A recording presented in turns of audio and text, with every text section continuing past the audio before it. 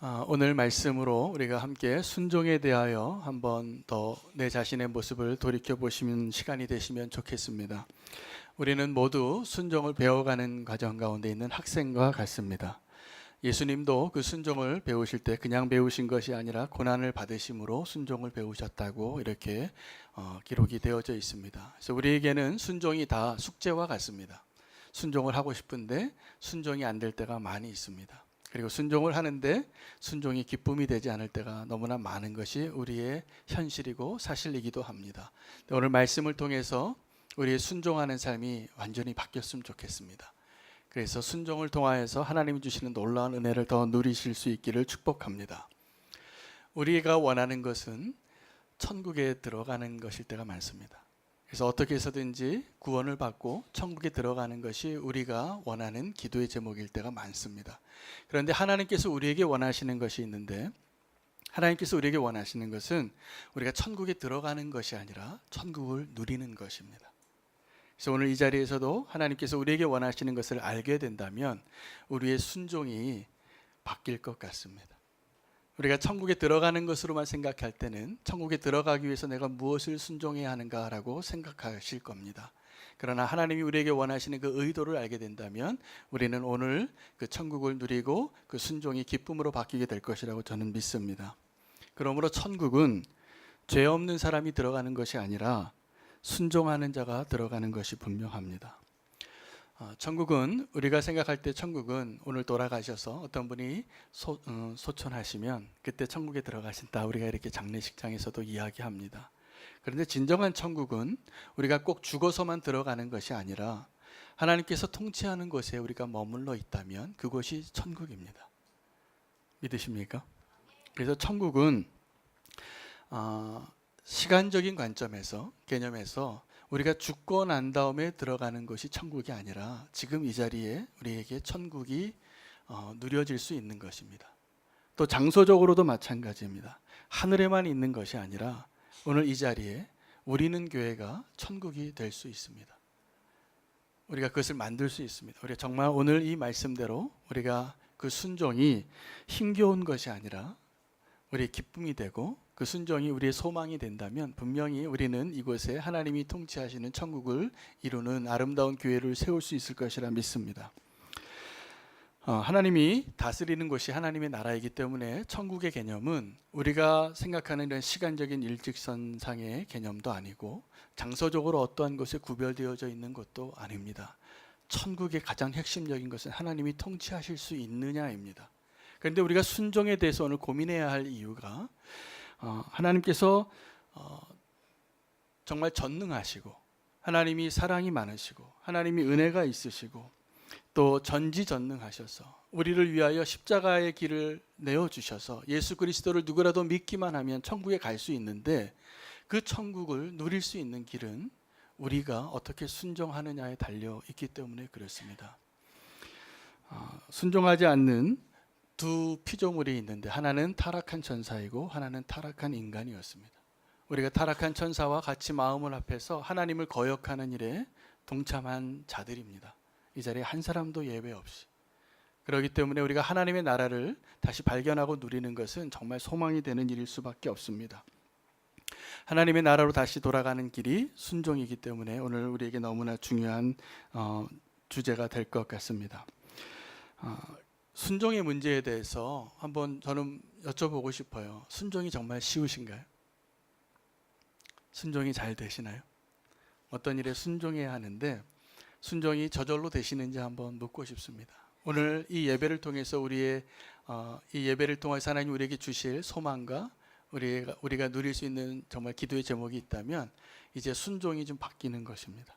지금까지는 우리가 순종을 해야 하고 순종이 무거운 짐과 같은 것일 때가 너무나 많이 있기 때문에 그렇습니다. 주로 착한 사람들이 순종을 잘합니다. 그런데 그 착한 것으로 구원을 받는 것이 아니기 때문에 우리가 그 순종의 의미와 목적을 다시 한번 잘 발견할 수 있으면 좋겠습니다. 하나님께서 우리에게 순종을 요구하실 때 언제 그렇게 요구하시냐면 이런 거죠. 누구를 용서하라고 하나님 우리에게 말씀하세요. 그런데 우리는 그 사람을 용서하고 싶지가 않아요. 내 마음이 아직은 네가 먼저 가서 사과하라고 주님은 말씀하시는데 우리는 이렇게 말할 때가 있습니다. 주님, 그 사람이 나에게 먼저 와서 사과해야지 도리이죠. 그 사람이 잘못했잖아요. 나는 그 사람을 지금 용서하고 싶지만 그 사람이 나에게 먼저 손을 내밀면 내가 용서할게요. 그렇게 말할 때가 많이 있습니다. 또 내가 먼저 가서 선을 행하라고 하는데 주님, 내가 너무 바쁜 거 아시잖아요. 꼭 내가 해야 합니까? 오늘이어야 합니까? 이런 질문이 달릴 때가 많이 있습니다. 그런데 혹시 여러분, 하나님께서 우리에게 순종을 요구하실 때 너는 가서 저 사람을 좀 해치라, 저 사람을 살인하라, 아니면 가서 간음을 하라, 가서 도둑질을 하라, 가서 거짓말을 하라, 그렇게 주님이 우리에게 명령하시는데 아니 하나님, 나 그거 못하겠습니다, 이렇게 순종이 안 되시는 경우가 있으십니까? 그렇지 않을 겁니다. 대부분은 그 일이 선한 것을 알고 그것이 하나님 기뻐하시는 것을 아는데 내가 그것이 선한 일이 잘 안 되는 겁니다. 꼬리가 붙는 거죠. 그래서 질문을 하게 되는 겁니다. 하나님, 꼭 내가 해야 합니까? 지금이어야 합니까? 그래서 순종하지 않아야 할 이유가 너무나 많이 있는 것입니다. 우리가 순종에 대해서 씨름하는 이유는 내가 하나님과 의견이 아직 일치가 안 되는 겁니다. 사울이 기독교를 핍박했습니다. 그래서 예수 믿는 사람들을 잡아가고 그들을 죽이는 일에 앞장섰을 때, 아주 악명 높은 자가 됐을 때 다메섹 도상에서 예수님을 만나게 되죠. 그래서 눈이 어두워져서 장님이 돼서 어떤 사람의 집에 묵고 있을 때, 그래서 나를 인도해 줄 사람을 찾고 있을 때 하나님께서 한 제자를 부르세요. 아나니아라는 제자를. 그래서 아나니아에게 너는 가서 저 사울이라 하는 자가 지금 장님이 되고 있는데 그의 눈을 뜨게 하라. 그런데 그 아나니아가 그때 하나님의 음성에 이렇게 대답을 합니다. 우리가 지금 토를 달듯이 이렇게 이유를 대는 거죠. 그런데 하나님, 제가 듣기로는 그 사람은 나쁜 사람이에요. 그 사람은 지금 기독교를 너무 박해하는 사람이에요. 그런데 하나님의 계획은 이 아나니아를 통해서 사울의 눈을 뜨게 하는 거였습니다. 그때 아나니아는 순종하더라고요.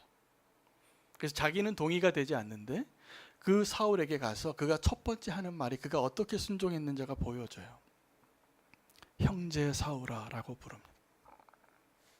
자기가 생각하고 있고 자기가 알고 있는 그 사울은 형제가 아니에요. 원수예요. 그런데 그에게 하나님의 음성을 듣고 그에게 가서 순종하여 형제 사울아 라고 부를 수 있는 자로 바뀌는 그의 모습을 통해서 우리는 순종이 무언가를 알 수 있게 됩니다. 우리에게 쉬운 순종이 있고 어려운 순종이 있습니다. 하나님께서 우리에게 순종하라라고 할 때 그냥 순종 잘할 수 있을 때가 있습니다. 마치 이겁니다. 내 지금 지갑에 100만 원이 들어있는데 지금 저 앞에 있는 불우한 이웃이 있는데 1,000원 주라고 하면 여러분 어려우십니까? 내 지갑에 지금 100만 원이 들어있으면 그 사람에게 1,000원 꺼내주는 거 어렵습니까? 안 어렵습니까? 전혀 안 어렵습니다. 나에게도 그 정도 여유는 있습니다. 내가 아무리 인색해도 내가 100만 원을 여기 지금 갖고 있으면 1,000원 주는 거 하나도 어렵지 않을 겁니다. 그런데 만약에 하나님께서 그 100만 원을 다 주라. 그 100만 원이 다 지금 오늘 내가 등록금 내야 되고 계약금 내야 되고 전세를 무슨 뭐 해야 되고 중요한 일에 써야 될 중요한 돈인데 만약에 하나님께서 그것을 그 어떤 사람에게 주라. 그러면 순종이 가능하십니까? 쉽지 않습니다. 쉽지 않습니다. 이런 비슷한 일을 겪은 사람이 성경에 엘리야와 사르밧 가부였습니다. 엘리야가 그가 예언을 하면 이 땅에 기근이 임하리라 라고 예언을 하면 그 선지자의 말 때문에 진짜 비가 내리지 않았습니다. 그래서 그 선지자의 예언 때문에 기근이 한참일 때 누가 고생하냐면 정말 가난한 사람이 고생을 합니다. 그래서 사르밧 가부가 먹을 거가 떨어져서 마지막 남은 기름을 가지고 빵 만들어서 먹고 죽으려고 할 때 하나님께서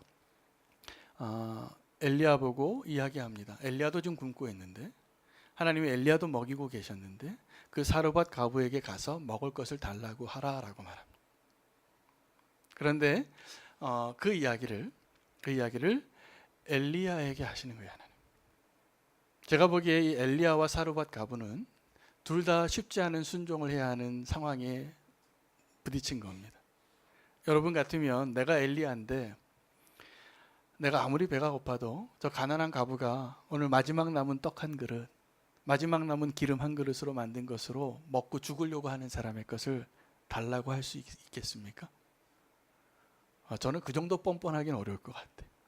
내가 아무리 배가 고파도 차라리 내가 했던 것을 숨겨놓은 오병이어를 좀 꺼내서 도와줄지언정 내가 그 사람에게 그거 달라고 하기 어려울 것 같아요. 그런데 하나님의 계획은 어떤 거였냐면 엘리야의 순종과 이 사르밧 가부의 순종을 통해서 두 사람을 다 축복하는 거였어요.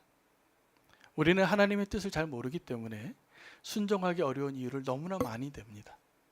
그 사르밧 가부는 그렇게 얘기해. 내가 이거 먹고 지금 죽으려고 하는데 당신이 하나님의 사람인 것을 내가 아니까 내가 이것을 드리겠다. 내가 먹고 죽나 안 먹고 죽나 똑같으니까 드리겠다라고 주는데 하나님의 계획은 이 가뭄이 계속 더 될 거기 때문에 이 사르밧 가부의 기름통이 끊어지지 않게 하는 기적을 행하시기 원했던 거예요. 그 기적을 이 엘리야의 예언을 통해서 행하시려고 하기 때문에 엘리야도 그 순종하기 어려운 명령에 순종해야 했고 이 사르밧 가부의 입장에서는 제가 말씀드린 100만 원 있을 때 1,000원 주는 게 아니라 내가 마지막 남은 떡 한 조각을 내놓는 거였어요. 그런데 이 두 사람이 순종합니다. 오늘 이야기는 예수님께서 기적을 베푸시니까 대제사장들과 유대인의 장로들이 예수님에게 와서 질문합니다. 네가 누구냐예요. 그것을 다르게 표현했습니다. 네가 누구냐를 이렇게 물어본 당신이 무슨 권위로 지금 이러한 일을 행하는 겁니까? 예수님의 권위에 대해서 질문하는 장면이었습니다. 그 예수님의 권위를 인정하지 않는 거였죠. 그 사람들이 왜 예수님의 권위에 대해서 질문을 하게 됐을까요? 우리는 그것을 생각해 볼 필요가 있습니다. 당시에 이 예수님과 세례 요한이 함께 사역하던 당시에 정말로 권위를 가지고 있었던 사람은 예수님이 아니라 세례 요한이었습니다. 세례 요한이 훨씬 더 지명도가 높은 영적인 지도자로 알려져 있었습니다. 오늘 예수님과 이 대제사장들과의 대화를 봐도 그렇습니다. 그래서 예수님께서 이 권위의 도전을 받으니까 그 사람들에게 뭐라고 얘기를 하냐면 내가 그 대답을 하기 전에 내가 너에게 질문을 하나 하겠다 합니다. 너희는 이 세례 요한이 하늘로부터 온 사람으로 생각하느냐 아니면 사람으로부터 온 사람으로 생각하느냐라고 묻습니다. 근데 그들이 두 가지의 이 예수님의 보기에서 고민을 하면서 스스로 서로들 의논했다라고 이렇게 성경에 기록이 되어져 있는데 만약에 하늘로부터라라고 하면 그가 하늘로부터 온 선지자인데 왜 따르지 않느냐. 그러니까 이 대제사장과 장로들은 세례 요한도 따르지 않았습니다. 지금 예수님에게도 질문하고 있었지만 세례 요한도 따르지 않았던 것이 오늘 이 대화 가운데 나타납니다. 또 그가 하늘로부터라라고 하면 사람으로부터라라고 하면 왜 따르지 않느냐라고 대답할 수 없었던 것이 세례 요한은 다른 모든 사람들이 다 인정하는 선지자였기 때문입니다. 그래서 내가 세례 요한을 사람으로부터라라고 대답하면 백성들이 두려운 거였습니다. 그래서 하늘로부터라고도 대답할 수 없고 사람으로부터라고도 대답할 수 없는 상황이 돼서 그들이 결론을 내립니다. 나는 모른다. 대답할 수 없다. 그래서 예수님도 내가 너희에게 대답할 수 없다라고 이렇게 대화가 끝나는 겁니다. 대화가 끝나고 그 내용에 대해서 제자들에게 다시 설명하는 것이 탕자의 비유의 후속편입니다. 두 아들에 대한 이야기를 오늘 본문의 내용에 기록이 되어져 있는 것입니다. 예수님이 권위를 도전을 받으셨는데 여러분 권위를 도전을 받았다는 것은 당신이 누구냐라고 묻는 것이기도 하지만 사실은 예수님께서 그때 당시에 권위를 가지고 있었던 바리새인들과 또 유대인의 장로들의 권위를 인정해 주지 않으셨어요. 예수님이 그들을 무시한 거죠. 왜냐하면 예수님이 진짜 권위자이기 때문에 그렇습니다. 그런데 그들은 생각하기에 내가 권위를 가지고 있는 자다라는 생각이 너무나 강했습니다. 그래서 우리가 예수님께 하나님께 질문하고 거역하고 하나님의 권위에 도전할 때 여러분 그 행위가 어떤 거냐 하면 내가 이해할 수 없습니다. 내가 내 권위로 당신의 그 인정하고 싶지 않습니다. 여러분 우리가 믿지 않는 것까지도 사실은 하나님의 권위에 도전하는 것입니다. 그리고 하나님께 우리가 순종할 수 없기 때문에 그런 모습을 갖게 되는 것이죠. 사사기에 에브라임 사람들이 그 12지파 가운데 가장 큰 땅을 받습니다. 그런데 그 에브라임 사람들이 기드온 사사가 일어나서 300명으로 미디안 군대를 다 무찌르죠. 하나님께서는 이 미디안 군대를 무찌를 때에도 기드온에게 숫자의 문제에 있어서 숫자를 의지하지 않고 오직 하나님만을 의지하고 전쟁에서 승리하기를 원하셨기 때문에 줄여서 300명만 데려간 거였습니다. 원래는 2만 명 이상이 있었습니다. 군대. 그런데 300명으로 나가서 칼로 싸운 것도 아니고 창으로 싸운 것도 아니고 항아리에 횃불 들고 싸워서 고함쳐서 이깁니다. 그런데 그 위대한 승리를 하고 돌아오는데 에브라임 사람들이 길을 막습니다. 그리고 이렇게 얘기합니다. 아니 이렇게 중요한 싸움에 왜 너는 내게 말도 안 하고 전쟁을 했느냐. 바로 이게 지금 이 대제사장들이 예수님에게 하는 이야기예요. 당신이 누구이길래 이렇게 기적을 베풀고 하나님의 말씀을 이렇게 마음대로 해석하고 가르칠 수 있느냐. 감히. 기드온은 이 에브라임 사람들을 대할 때 그들을 은혜로 대합니다. 이렇게 아주 겸손하게 얘기합니다. 에브라임의 끈물 포도가 아비에셀의 만물 포도보다 훨씬 낫지 아니하냐.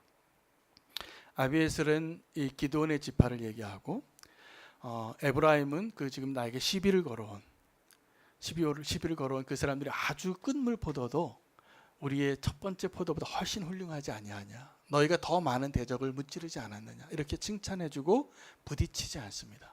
근데 이 에브라임의 교만이 사실은 그때 기드온 때 다루어졌어야 했어요. 근데 그때 다루어지지 않으니까 나중에 수십 년 뒤에 다른 사사가 그 에브라임을 심판합니다. 입다라는 사사가 다시 한번 암몬 자손과 전쟁을 하게 되는데 이 입다는 기생의 아들이었어요. 기생의 아들이었기 때문에 멸시받고 사실은 훌륭한 용사였는데 인정받지 않으니까 가서 깡패가 됐습니다. 그런데 이 암몬 자손이 하도 괴롭히니까 싸울 용사가 없어서 그 장로들이 가서 입다를 데려옵니다. 우리를 위해서 좀 싸워달라. 입다가 싸워서 승리를 해요. 암몬 자손을 크게 이기고 돌아오는데 에브라임의 이 교만한 습관이 또 나옵니다. 섭섭한 겁니다. 기드온에게 했던 얘기를 또 합니다. 너는 이 전쟁을 나가는데 왜 나에게 얘기 안 하고 나갔느냐. 우리가 이렇게 큰데 우리 족속, 우리 지파를 빼고 네가 어떻게 대표해서 나가서 싸운 거야. 괘씸해. 이 입다는 기드온이 아니었습니다. 그래서 이 에브라임을 멸하는데 어떻게 전쟁을 하게 되죠. 전쟁을 해서 이 입다의 군대들과 에브라임의 그 큰 민족의 지파들이 전쟁을 하는데 누가 이겼을까요? 입다가 이깁니다. 근데 입다가 그냥 이기는 게 아니라 진멸을 시켜요. 그때 전쟁에 나와 있던 에브라임을. 그래서 요단 강가에다가 사람들 도망치는 에브라임 사람들을 끝까지 죽입니다. 어떻게 죽이냐면 나루토의 길목에 사람을 세워서 말을 시키는 거예요. 시볼렛 해보라고. 근데 이 에브라임 사람들은 시볼렛이 발음이 안 돼요. 시볼렛만 돼요. 이게 시볼렛이 돼야 되는데 이것은 마치 경상도 사람한테 쌀 먹었냐 물어보는 거랑 똑같습니다. 그러면 경상도 사람들이 쌀이 잘 안 되더라고요. 그래서 살 먹었니? 이렇게 하시는 것처럼 이 발음이 안 되는 걸 가지고 에브라임 지파인가 아닌가를 구분해서 시볼렛이 안 되는 사람을 다 죽이는 거예요. 여러분 그때 4만 2천 명이 그 요단강가에서 죽었다라고 기록이 되어져 있습니다. 사실은 하나님께서는 이 에브라임과 같은 사람들이 누구냐면 우리가 누군가에게 섭섭해질 때 에브라임인 것입니다. 여러분 뭔가 섭섭해질 때 있으십니까? 나를 좀 빼놓고 한 것 같아요. 나를 내 자리를 인정해 주지 않은 것 같아요. 조심하셔야 됩니다. 그 에브라임이 그랬습니다. 내가 이렇게 큰 민족인데 내 힘이 있는데 왜 나는 무시하고 가느냐. 그래서 한마디 한 거예요. 한마디 한 건데 그 동일한 일을 지금 누가 하고 있냐면 이 대제사장들과 유대인의 장로들이 예수님에게 동일한 이야기를 하는 거예요. 당신이 지금 무슨 권위로, 당신이 누구이길래, 하나님의 지금 선한 일을 하셨거든요. 예수님이 기적을 베풀고 병자를 고치고 하나님의 말씀을 선포하시고, 그런데 그들이 섭섭했어요. 섭섭했어요. 그런데 예수님께서 그들에게 제가 보기에는 입다와 같이 멸하셔도 되는데 그렇게 화내지 않으시고 기드온과 같이 대하신 것 같습니다. 그래서 질문을 하는 거예요. 그들에게 깨달을 수 있는 기회를 주는 겁니다. 오늘 저와 여러분은 굉장히 많은 분들이 지금 에브라임과 같습니다. 예수님에게 당신이 무슨 권위로 지금 이렇게 하느냐고 묻는 대제사장과 같은 자리에 있는 분이 꽤 많으십니다. 그래서 오늘 우리의 마음이 바뀌기를 축복합니다. 우리가 그럴 권리가 없어요. 예배를 드릴 때에도 오늘 이 자리에 제가 보기에 은혜 받기를 사모하며 나오신 분들이 많으신 것 같아요. 그게 느껴집니다. 근데 이렇게 보면요, 이렇게 말씀을 들으러 왔는데도 이런 분들이 가끔 계세요. 팔짱을 딱 끼고 나 한번 감동시켜 봐 보세요. 설교 잘하는가 제가 한번 볼게요. 이런 아주 위험한 태도를 갖고 예배를 드릴 수 있는 가능성이 아주 높은 사람들이 목사들입니다. 목사가 이렇게 예배를 드릴 때 보면 저도 모르게 저 목사님의 설교를 제가 지금 채점을 하고 있어요. 굉장히 위험한 일입니다. 만약에 우리가 예배의 자리에서 그렇게 지금 예배를 드리고 있다면 저 예화가 틀렸네, 저 연도가 틀렸네, 저 지금 말에 실수가 있네, 이게 자꾸 들어오신다면 오늘 이 말씀을 더 마음에 잘 받으시고 기쁨으로 예배드리는, 은혜 가운데 예배드리는 그 한 사람 꼭 되시기를 축복합니다. 그래서 목사님들이 다른 목사님 예배의 말씀 듣고 은혜 받기가 힘듭니다. 근데 다른 분들은 막 눈물 흘리고 은혜를 받아요. 그런데 은혜가 안 돼요. 나에게 문제가 있는 거예요. 저분이 지금 성령 충만하게 막 말씀을 전하고 있는데 저는 말투가 이상하네, 이런 생각이 드는 거예요. 위험합니다. 지금 예수님께서 사역하시고 말씀하시는 가운데 대제사장들과 장로들이 지금 그렇게 하고 있었습니다. 예수님을 인정해 주지 않으니까 예수님께서는 이 대제사장들과 자기를 지금 권위를 도전하고 있는 이 사람들에게 너희가 나를 지금 몰라서 그러는 것 같으니 그럼 너희가 잘 알고 있는 사람에 대해서 질문하겠다, 이렇게 하시고 세례 요한에 대해서 물어보는 것이었습니다. 그런데 그들이 대답을 못했어요. 예수님의 질문에 세례 요한이 누구로부터 왔는지를. 그럼 세례 요한이 누구로부터 왔는지를 그들이 몰랐기 때문에 대답을 못한 것이 아니라 잘 알고 있었기 때문에 대답을 못한 겁니다. 차라리 불신자들은 그러한 질문에 모르니까 대답을 못할 거예요. 그러나 우리 가운데 지금 순종의 문제에 걸리는 것은 우리가 알고 있는데 그것이 싫은 겁니다. 우리가 알고 있는데 그것이 싫은 것이 얼마나 위험한가를 오늘 이 말씀을 통해서 꼭 깨달으셨으면 좋겠습니다. 그리고 이 돌아간 대제사장들과 장로들을 보내고 나서 제자들에게 이 상황에 대해서 설명하시면서 두 아들 이야기를 하시는 거예요. 첫째 아들은 포도원에 가서 일하라 라고 했더니 내 아버지 가겠습니다, 그렇게 말하고 안 갔어요. 둘째 아들은 아버지 나 가기 싫어요 라고 말하고 나중에 돌이켜서 갔다라는 거예요. 누가복음 15장에 나오는 탕자의 비유하고 비슷한 상황이죠. 첫째 아들은 순종하는 아들이었고 아버지 곁에 있었는데 사실 알고 보면 진짜 탕자가 누구냐면 첫째 아들이에요. 근데 오늘도 동일합니다. 대제사장들이 누굽니까? 유대인들이 누구입니까? 서기관들이 누구입니까? 첫째 아들이에요. 하나님의 말씀을 잘 알고 따르고 순종하던 자들인데 그들은 내 아버지 포도원에 가서 일할게요 라고 얘기하고 안 갔다는 겁니다. 자, 오늘 우리가 오늘 한 번 더 생각할 것은 그 포도원이 어디일까요? 여러분, 그 포도원이 우리가 일하는 일터일 수 있습니다. 나에게 허락하신 사명의 자리이죠. 직장일 수 있고 가정일 수 있고 내게 허락하신 모든 삶의 터전이 그 포도원일 수 있습니다. 그런데 오늘 본문을 정말 순종의 관점에서 잘 해석해 보면 그 포도원은 그 일터가 아니라 하나님이에요. 하나님의 마음이에요. 우리가 하나님의 마음을 알고 우리 정말 하나님의 뜻을 아는 일을 아는 것이 우리가 하나님의 일을 하는 것입니다. 근데 우리가 하나님의 뜻을 알지 못하고 열심히 일을 하면 대제사장과 같이 됩니다. 유대인의 장로와 같이 됩니다. 그래서 예수님에게 당신 누구요? 라고 묻는 자가 되는 것입니다.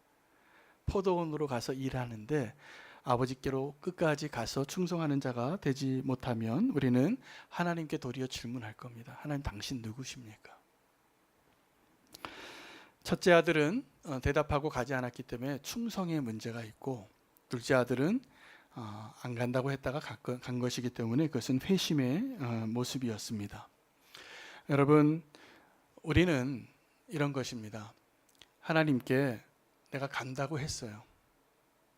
간다고 했는데 지금 사실은 아직 가지 않은 겁니다. 그래서 순종이 어려운 겁니다. 내가 정말 아버지께로 갔다면, 우리는 생각을 해요.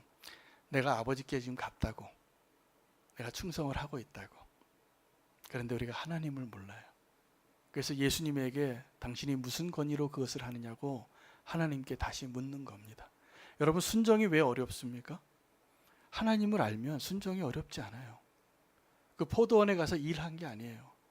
우리는 포도원의 아버지가 포도원에 가서 일하라 그랬는데 하나님 아버지를 아는 일에 우리가 전념을 해서 일을 했다면, 그것에 우리의 믿음을 사용했다면 우리는 순종이 어렵지 않습니다. 근데 우리가 하나님을 믿지 않거나 하나님을 모르기 때문에 순종이 어렵습니다. 우리가 순종해야 한다라고 생각하면서 열심히 무언가를 순종해요. 근데 사실은 그건 순종이 아니에요. 우리가 선택한 하나의 율법의 길이에요. 그리고 그걸 순종이라고 착각해요. 어떤 하나님이 정하신 일들, 십계명을 지키고 윤리적으로 올바르게 살고 죄짓지 않고 주일 성수하고 이것을 지키는 것이 순종이라고 생각해요. 그런데 그렇지 않습니다.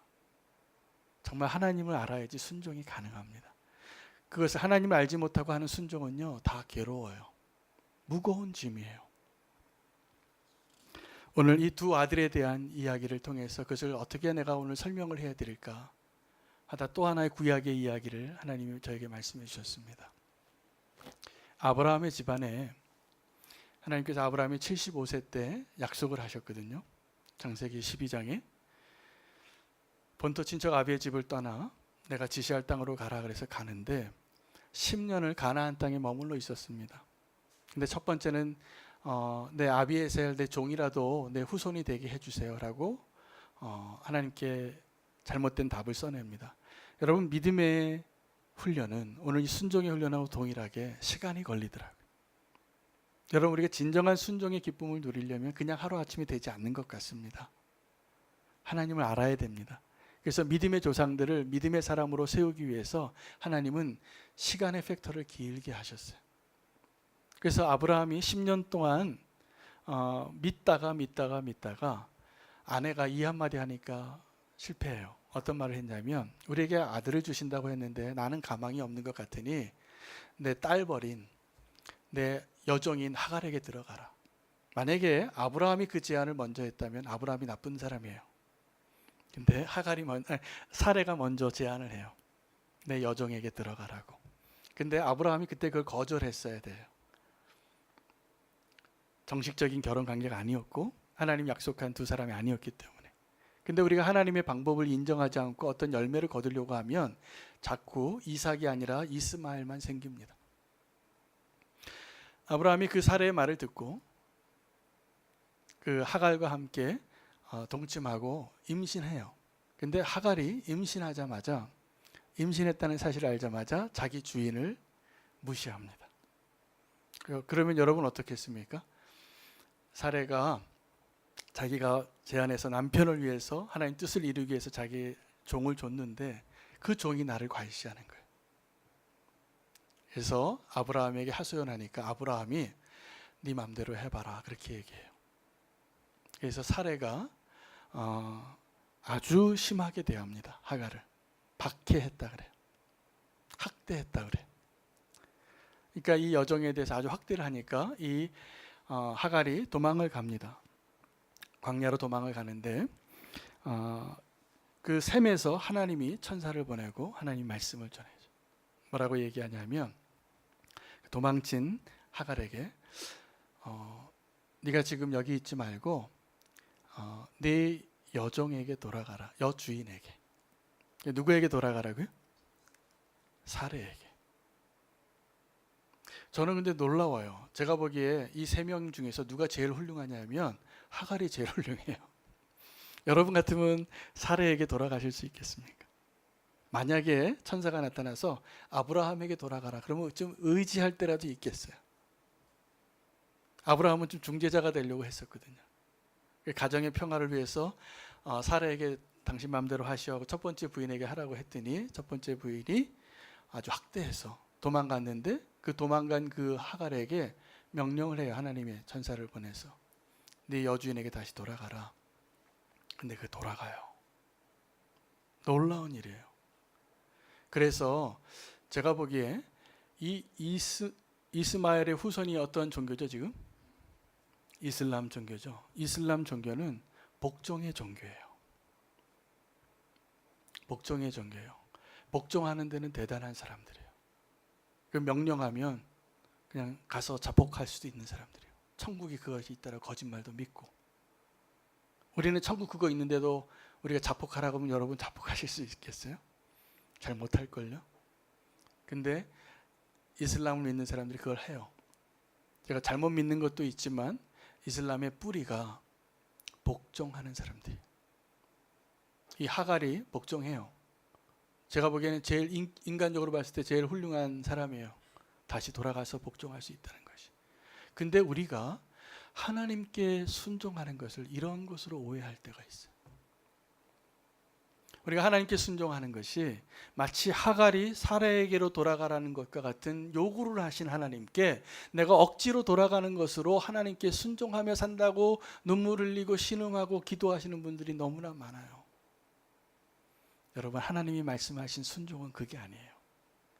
첫째 아들이 지금 그것을 실패한 거예요. 첫째 아들은 내가 순종하고 있다라고 생각해요. 근데 순종이 아니었어요. 하나님을 모르는 거예요. 이 유대인의 지도자들이 하나님을 몰랐어요. 여러분 지금도 우리가 신앙생활 하면서 자꾸 복종으로 하나님 앞에 나아가려는 신앙생활을 택할 때가 너무나 많아요. 바울은 그것을 목숨 걸고 막고 싶었어요. 왜냐하면 우리가 믿는 십자가의 도는 그게 아니에요. 우리가 믿는 복음의 진리는 그렇게 우리가 율법에 복종하듯이 하갈이 복종하듯이 되어지는 것으로 얻을 수 있는 구원이 아니에요. 하나님이 주시는 선물, 하나님 주시는 사랑, 하나님 주시는 은혜를 그냥 누릴 수 있는 것이어야 돼요. 근데 그걸 누가 누렸냐면 창녀와 세리가 누렸다는 거예요. 둘째 아들이. 둘째 아들은 그걸 믿었어요. 근데 첫째 아들은 그 아버지를 믿지 않는 거예요. 너무나 착한데. 저는 여러분이 착한 첫째 아들이 되어서 순종하는 것이 지금도 힘겹고 어렵게 순종하는 그 모습에서 차라리 둘째 아들의 모습에서 기쁨으로 아버지께 나아가는 그 아버지의 그 포도원으로 나아갈 수 있는 기쁨으로 순종할 수 있는 자가 되기를 축복합니다. 우리가 하나님을 믿는다고 할 때 이렇게 무거운 짐을 지고 가는 것이 아니에요. 저는 우리는 교회에서 사랑으로 소문나려면 어떻게 되는지 아십니까? 순종이 기쁘면 돼요. 근데 순종이 의무가 되면 저 사람 사랑해야지. 이건 사랑이 없는데 사랑하려고 하는 거예요. 목사님이 이걸 부탁하면 그래도 내가 순종해야지. 이건 순종할 마음이 없는데 하려고 하니까 힘든 거예요. 순종은 어떤 건지 아십니까? 그냥 기쁜 거예요. 그 일을 하고 싶은 거예요.